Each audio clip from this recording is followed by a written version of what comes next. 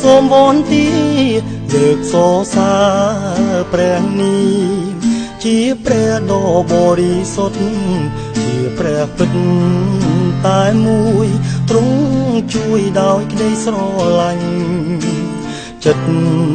ពោពេញដោយក្តីមេត្តា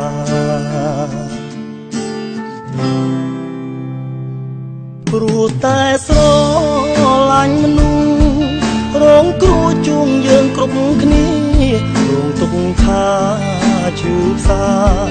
ក្រុមគ្រាដរាបដល់ផ្សៃរងលះបង់គ្រប់យ៉ាងឲ្យយើងបានជីវិតថ្មីរូបពីបាបអំណាចក្តីស្លាប់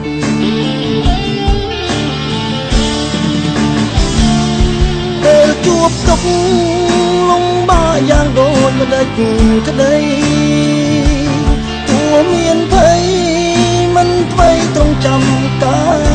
រជាងទ្រង់គង់ក្នុងចិត្តគ្រប់ពេលគ្រប់វេលាគង់រុញរាក្រែងបាត់ជីវិត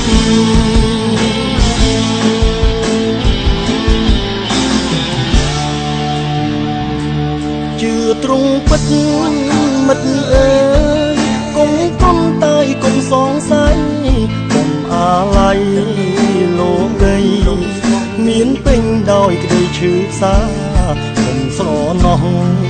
រឿងរ៉ាវដែលមានជាប់ក្នុងលោកកា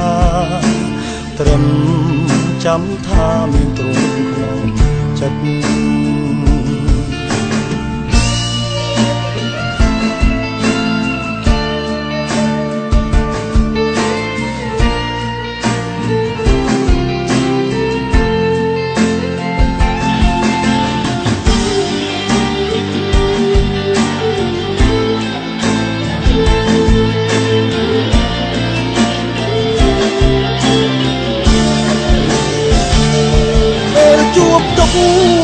លំបាកយ៉ាងដូចម្ដេចក្តីទួមានភ័យមិនអ្វីត្រង់ចាំការជាងទ្រង់គង់ក្នុងចិត្តគ្រប់ពេលគ្រប់វេលាគង់រុញរាក្រែងបាត់ជីវិត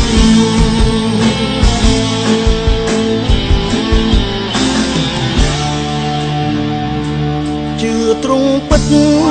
មិត្តអើយកុំកុំតែកុំសងស័យកុំអាល័យលោកីមានពេញដោយក្តីឈឺផ្សាកុំស្រណោះរឿងរ៉ាវដែលមានជាប់ក្នុងលោកកាត្រឹមចាំថាមានទ្រង់ក្នុងចិត្តកុំស្រណោះ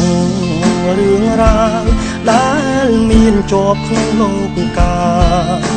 ត្រឹមចាំថាមានទ្រង់ក្នុងចិត្ត